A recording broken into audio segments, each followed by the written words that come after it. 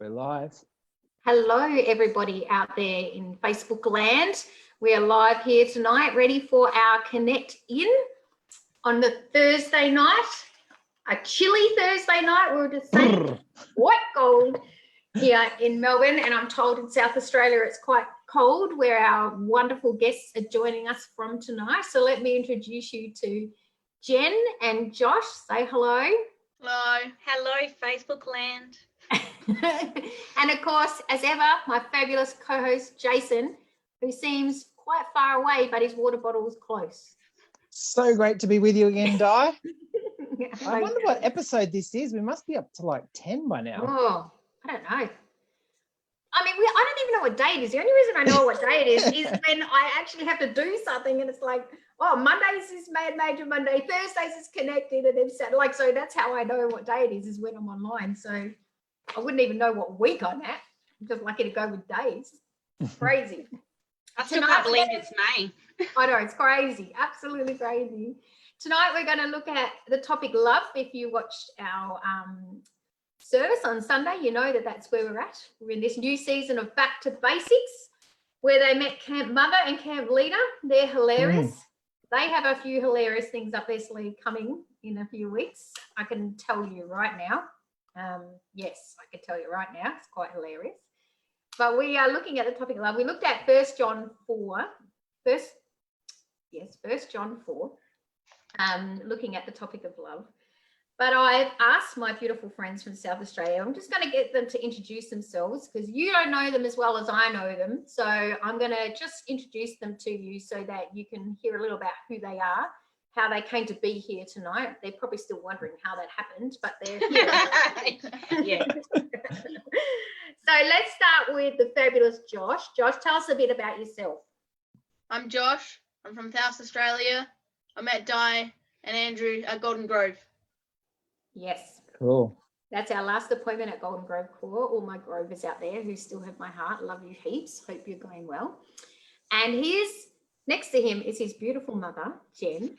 So Jen, she's looking at us. That's you. Tell us a bit about you, Jen. Di came crashing into our life like a hurricane. No, I think it was the other way around. It's not uncommon. It's not an uncommon thing. It might have actually been the other way around. I think crashed into Di's. Yeah, I think it might have been. The Jarvis had a huge impact on our life. They have for the last 3.5 years. We have gone from having nothing to do with anything religious or church-based whatsoever to completely diving in and even being a casual employee of the Salvation Army. Wow. I know, in 3 years. It's like, who are you? Yeah. I want to thank you guys for letting us have Andrew and Di. We really appreciate you sharing them with us. I can tell you now, Jason, it's really tough. We would run away and come for a visit, but we can't cross the border. What's the Jarvis they play when it's too dangerous? You can't cross the border. There needs to be a border in place. Yeah, that's true. Oh, my word. You've been very kind. Thank you, Jen. You know, I think you're fabulous as well. Well, we're going to... Well, because I know Josh is a super prepared little champion, I don't want him to miss out, because I also know Jen and I are talkers. So I want tonight to hear, especially from Josh. He's a young guy, but he has had a big life. I think that's a good way to put it. He's had a big life, and it's been full of surprises and ups and downs. And I know that he's prepared for this. How fabulous is this? He's prepared for tonight. And I'd just like him to read what he's prepared. Is that all right, Jason, Jen, that we just give him the space to read? He wants to share a little bit about his story. And we were talking before how powerful stories are and how amazing and how life-changing they can be. And I say it all the time, there's no junior Holy Spirit. We all have the same Spirit. And so I think our young people have a lot to share about the Holy Spirit in our lives, and we should listen. So we're going to give Josh the microphone, really, and he's going to share a bit about his story. So take it away, Josh. I found Golden Grove's tribe in 2018. Mum made me come because she said it would be good for me. The thing that makes me keep going back to there is because it feels like a big family gathering every Sunday. And it just feels like another home. The thing I like about this tribe is like how everyone is like another family. Jesus to me is like a big hero because how he died on the cross for everyone. I don't know anyone who would do that. The big difference this tribe has made in my world is having awesome friendships with everyone. It makes my week happier by coming to church each Sunday. And the thing I'd like to tell everyone is how I feel welcome to be there. Thanks for making me feel like I belong. Isn't that fantastic? Wow. Isn't that everything we spoke about, Jason? So good, Josh. Like, that really encourages me. Thank you for sharing. Anytime. Isn't that what we want? Isn't that what we want in our churches? That's the definition of the tribe of love. It is. That's it, right in a nutshell. And I know, Jason, you haven't met Josh yet, but I can guarantee you will. He stood up in front of everyone and read that out. We're talking about a kid that had no confidence. He'd do anything for anyone, but Di had said, will you tell us your story? And he said yes. So it was a pretty proud mama moment. Yeah. And now you've done it again to the World Wide Web. Yep. I know. Amazing. Absolutely. Good on you, Josh. Amazing. Thanks for your time. To follow on from that, Jen, I'd just like you to share a little bit what you're comfortable with, kind of how you came to be part of the Salvation Army. And, you know, our theme is love. And, you know, it was funny because she messaged me after Sunday. He said, after watching your talk, I know why you've asked me now. So she goes, I already know why you asked me. But can you share with us a little bit how the Golden Grove tribe loved you into the kingdom of God and you continue to remain there because of the love that you've experienced in that place? Sure. I have to do a quick version because we could be here for hours. So I better it started on a random day where we'd always lived in Adelaide and my husband joined the army, so we had to move to Brisbane and we were there for about 6 years. And when we came back to Adelaide, we got sent to the north side. So we were on the wrong side of the tracks to start with. So I didn't really know where anything was. And sitting in the shopping centre car park, I was Googling for a Salvation Army op shop to find school uniforms. And it said to me it was 4 minutes away. And I thought, where? I've never seen it. So I followed my trusty GPS to Golden Grove op shop, and I walked in and this bubbly lady called Perry said, oh, we're not open. And I said, oh, sorry, I'll go. And she said, no, come in. What do you need? And that was the beginning of the story, everything. We got chatting, hard to believe because I'm not a talker. And that's not true. Yeah, she mentioned mainly music. And at that point, Willowmere was 3. So I thought, well, what a great opportunity. That girl loves to sing and dance. Let's go along. And I went along the following week. And at the end, when everyone stopped to pray, I completely freaked out and thought, oh, my goodness, I can't deal with this. What have I gotten myself into? And I sat there and thought, smile and nod, Jen, smile and nod. But I came back for week 2 and then week 3. And then we progressed from there. Di and Andrew started a youth drop-in. And I thought, oh, this will be a great way to get the teenage daughter out of the house. And I really did force her to go. She hated me for it until about 10 to 7 when I rocked up on the Friday night to pick her up. And she's eating pizza and she looked at me and I said, I'm ready. She goes, well, I'm not. I said, okay, I'll wait in the car. So that was another one we got in. And then somehow in amongst all of that, Di managed to get me in the kitchen cooking for up to, 55 on a Friday. It was so good. The food was amazing. Good cook. So that was great. So obviously that grew and I love to do stuff for the community. I'm a people person. So Di found that in me that here we go. We'll get her in with this. We'll get a hook, line and sinker in the kitchen.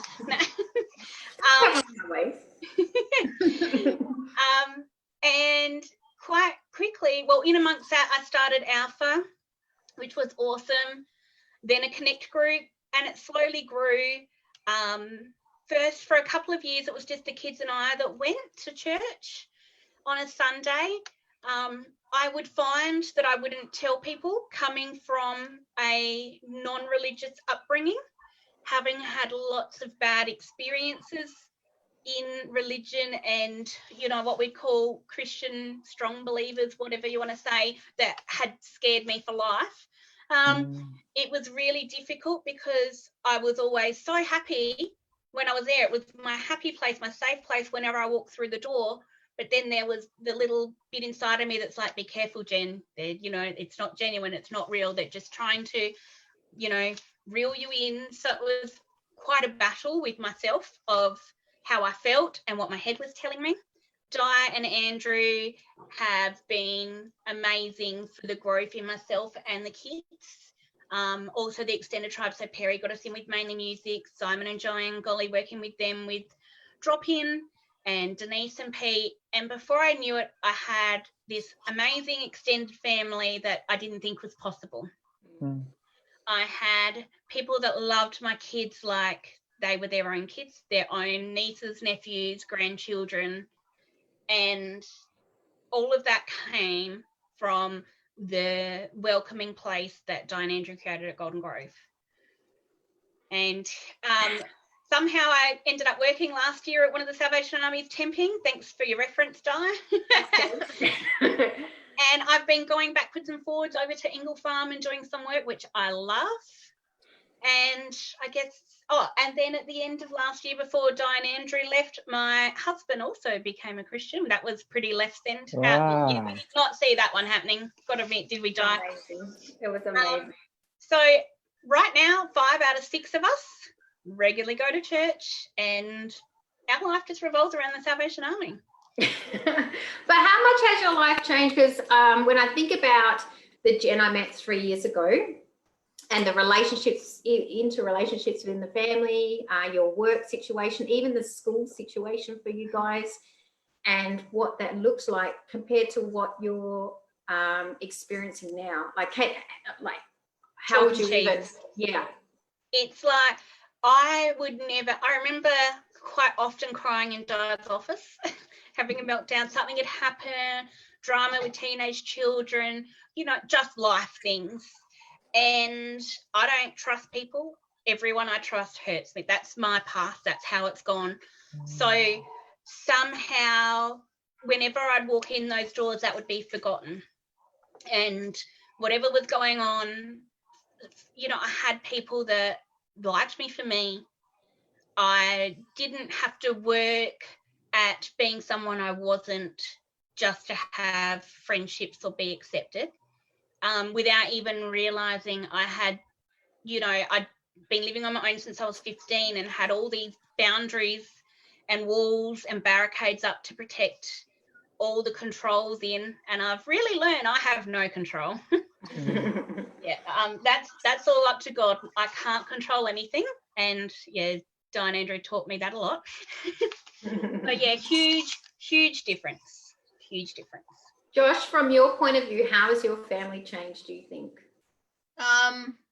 Well, Dad's been less grumpy.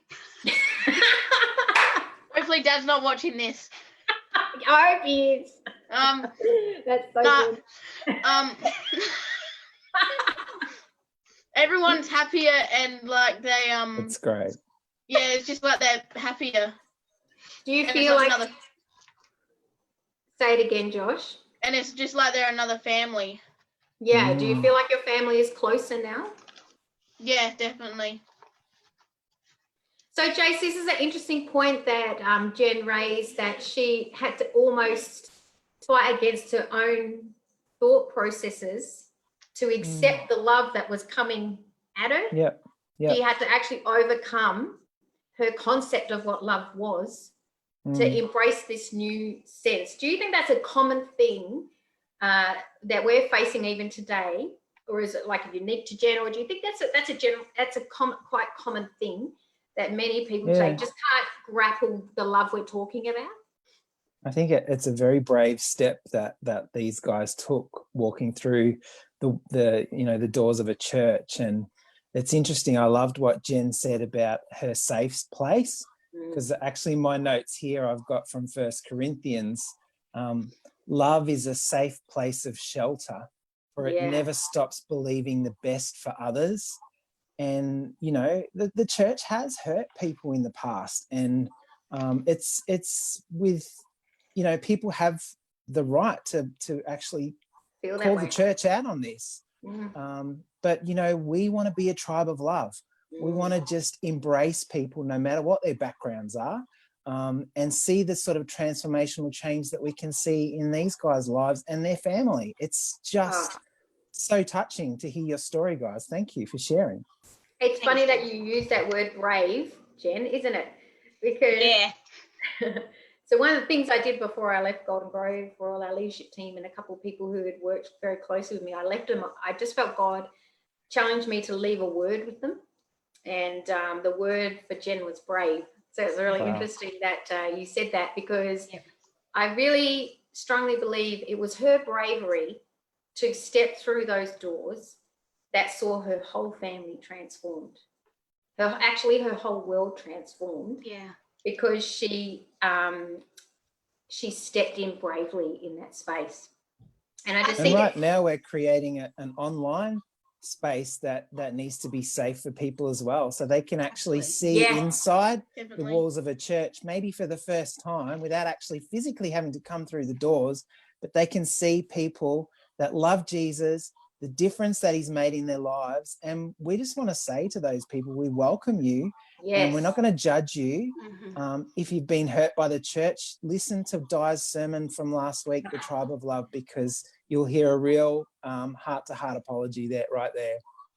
And I think the big thing is as well, is that, I mean, I've said before to Di, to Andrew, Denise, Pete, Joanne, the leadership team, quite often like, thank you, or thank you for being nice to me, or thank you for what you've done. And they all quite often go, oh, it wasn't me, it was God. But I think we still do need to remember, if we don't allow that to filter through, then it's for a waste of time. It's wasted, because we have to be receptive, and we have the old saying, treat others like we want to be treated.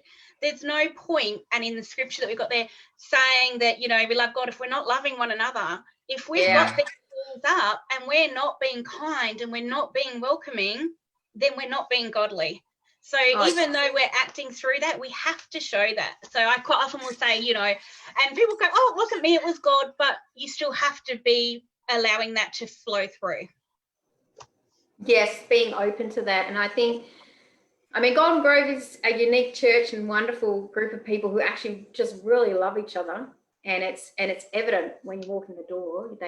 There's this love that you feel there. And for Andrew and I, it was 3 of some of the best years of our life. And it's an inspiring place, I have to say. It's a gift to anyone who gets to be there, in my opinion. But I think that the challenge today is around this word love. We use it so flippantly, like, it's just this thing that we flip around all the time. But genuine, deep love is hard. Like, it's hard. You have to not take things personally. You have to want for the other person more than you want to be right, more than you want to be heard, more than you want. And I wonder sometimes if the church has been so gung-ho about its mission and saying, I've got to tell you all these things.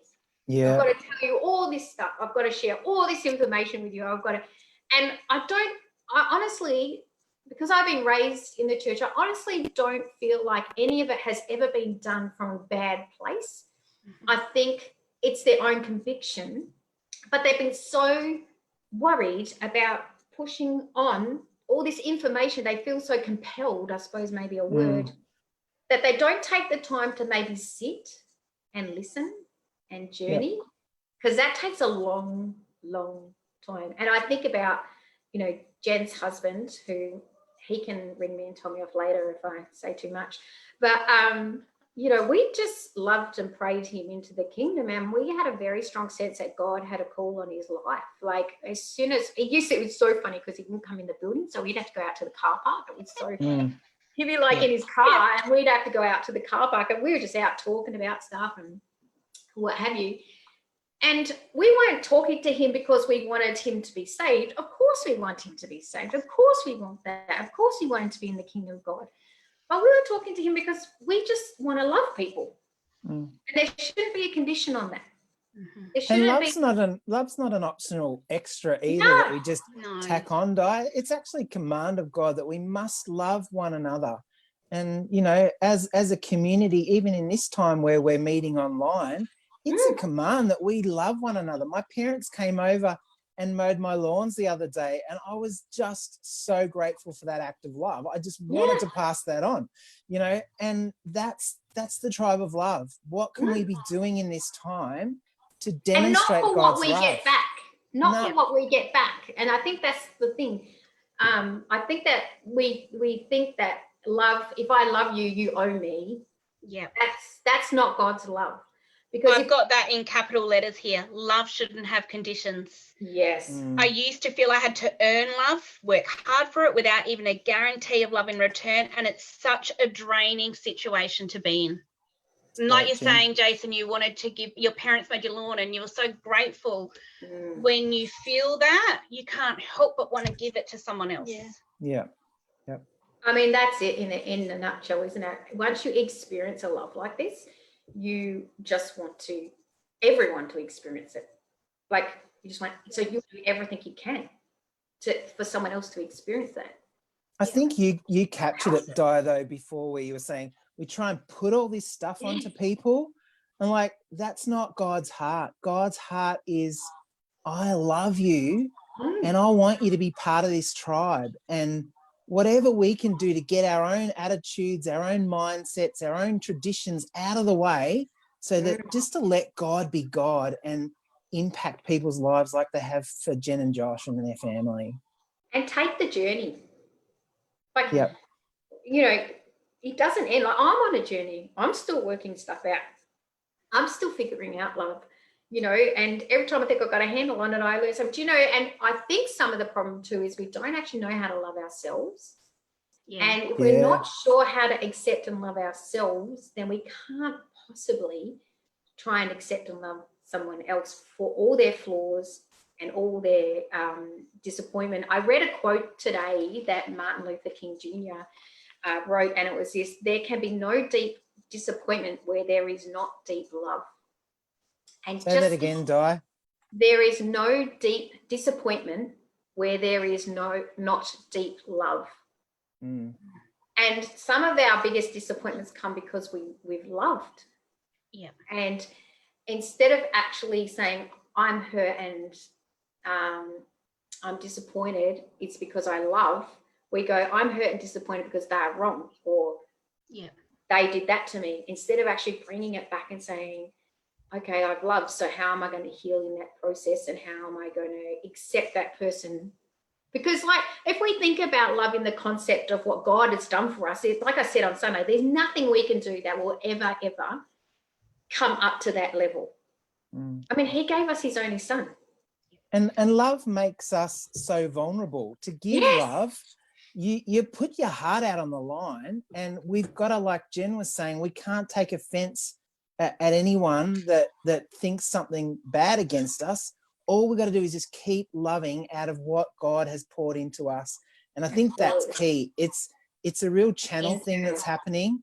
If we're not feeling loved by the Father, if we don't have that self-love, if we're not filled up with the Spirit, we can't love others out of an empty place in ourselves. We've got to love out of being loved by God himself. And I think, Di, you said before, Di, about love being, a word. Yes, I love chocolate, I love this. It's thrown around for everything. I do not love video calling. I'll just say I do not. Don't throw that one around. No, but it's a feeling. It's a word. It's a feeling. It's an action. before, like we said, it's doing something out of the goodness of your heart for someone else without expecting something in return. And that means taking risks, and that means getting hurt, and that means we have to have faith over fear. We have to have faith, no more fear, and get up and just don't give up. No more fear. No more fear. No. What have you got there, Josh, what were you going to say? I think love means like caring for someone and always helping and going out of your way for them, and knowing that Jesus died on the cross for me and everyone else's sins. I think that's a whole lot of love there. Oh, that's a good word. That's a good word. It's such a complicated thing, but I think like in the scripture that we were looking at on Sunday in 1 John 4, it says that God is love. And it goes back to what Jace was saying, that unless we understand and have that internal dialogue with God, where we know where that love, and that's about us continuing our love relationship with God, right? Never getting stale in that and keeping that fresh. That internal love that happens gives us the external expression that we can live out. And we just learn to love others from that space, because when we feel safe, and I think that word's been used a couple of times tonight, I think when we feel safe and we feel secure, it's much easier to love. Yeah.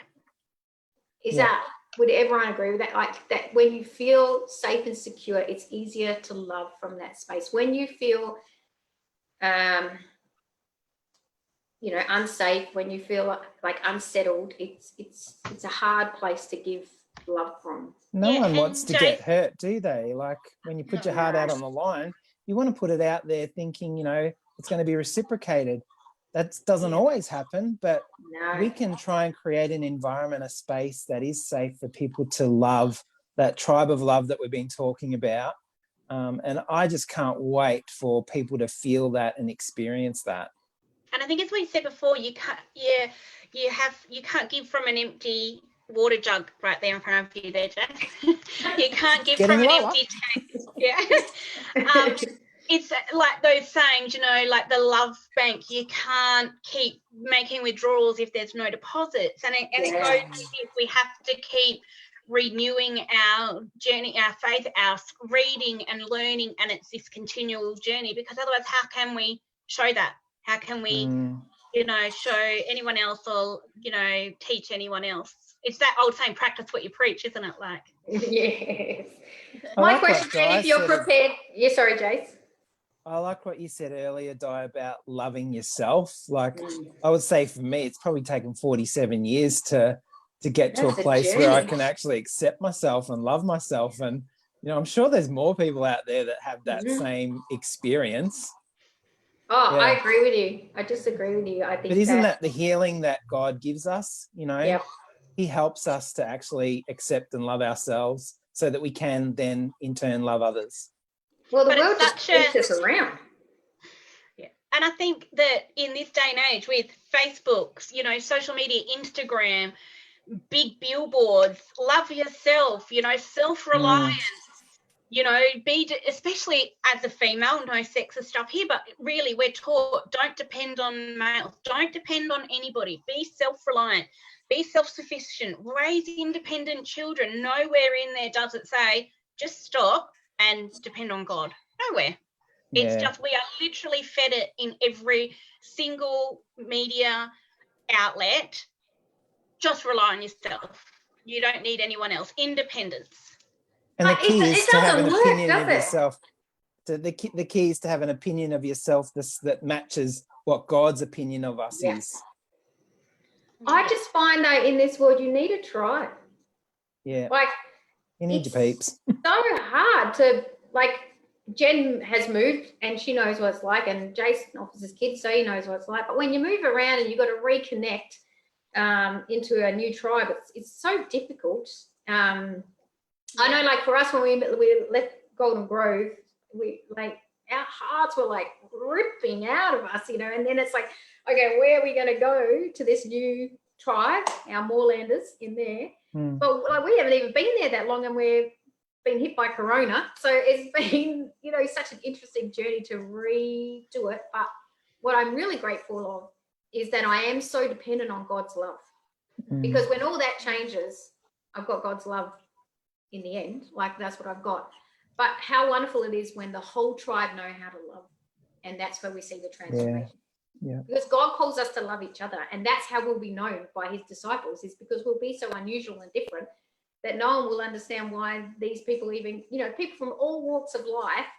And that's how the church should look. Diverse, unique, you know, a little bit crazy, a little bit weird. That's how it should be. And I think that happens in smaller groups too, Di, really, really beautifully. And that's why we're encouraging people to get into these Connect groups, these online Zoom groups, so that they can care and love for each other. I mean, I've got a bunch of 5 people that I meet with every Sunday. We check in with each other. We see how we're doing through this whole ISO thing. And I tell you, I don't know how I'd be getting through this if it wasn't for those guys. And I think the difference, and the good thing about that is 10 a.m. Sunday doesn't work for everybody. Let's be honest. That's true. People work shift work. People have kids' sports. There is so much going on and so many commitments.